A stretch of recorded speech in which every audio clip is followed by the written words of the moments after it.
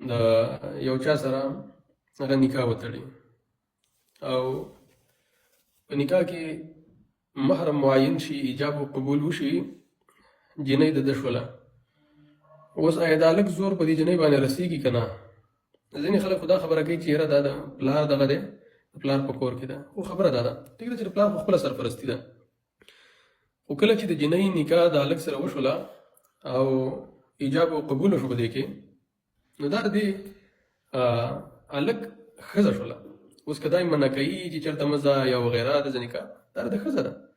هېڅوک دا نه شي ویلی چې یاره ته ولې داسې کار کوې، ولې دا منع کوې؟ ځکه دا د ښځه د سره نکاح شوې وغیره، نو بالکل رور دا کولی شي، کوم حکم وغیره هغه پې کولی شي. السلام علیکم ورحمۃ شیخ اللہ صاحب وبرکاتہ. وبخښئ، یو بل پوښتنه هم ده دغه وعلیکم السلام. حمزه لږ صبر وکړه، دغه یو پوښتنه ځواب کوم بېرته مقدر کړم. همدا یو اخري سوال ده شیخ صاحب، دغه د سنتو باره کې د فرض لمونځ د بغیر د سنتو د دې